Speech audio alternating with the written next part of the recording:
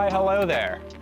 Maddox K with Inside EVs. We're here on a beautiful sunny summer day in Immendingen, Germany with the new GLC battery electric crossover. This is Mercedes' mid-size crossover. The GLC gas version is their best-selling car, so naturally they're electrifying this one. And it's on its own dedicated platform, completely separate from the gasoline-powered GLC, 800-volt architecture.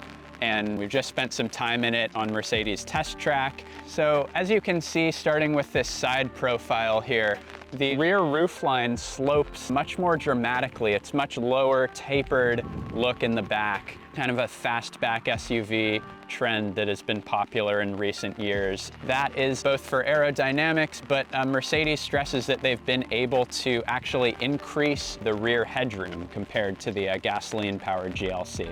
And I've been in it. I mean, I'm a taller guy. I fit in here actually quite well.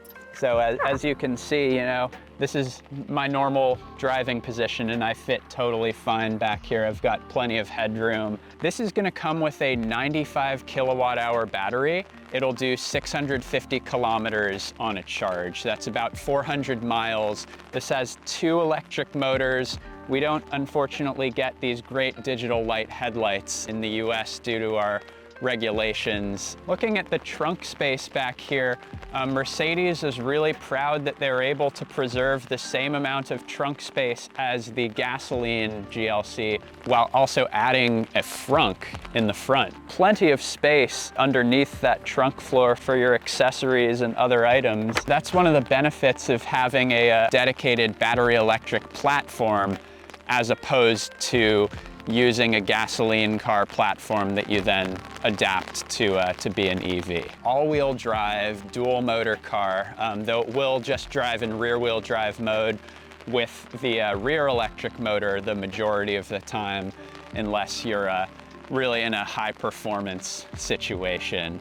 And speaking of high-performance situations, this thing has over 400 horsepower under the hood. I just drove it. It is no slouch, and it really puts the power to the ground, accelerating out of corners. It handles tremendously well for a vehicle of this size class. Being an EV, I've got to think, you know, over 5,000 pounds, and it really doesn't drive like it. It has rear steer up to 11 degrees in the back, so that helps with agility and maneuverability.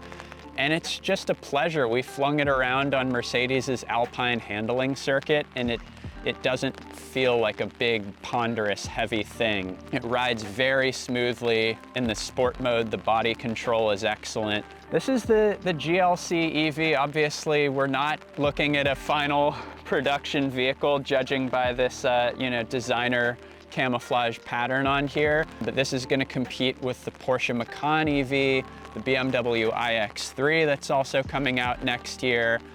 And I like Mercedes' chances. I'm excited to see this thing on the road next year. Mercedes still has an uphill battle to fight in terms of electrification with, you know, the CLA coming out as the brand's first sort of second generation EV. This is going to be the more mass market product, and obviously an uncertain landscape of tariffs and everything else that's happening right now with slowdowns and the tax credits going away potentially. But I still think there's going to be a market for a compelling mid-size luxury SUV, and Mercedes is certainly putting its best foot forward here.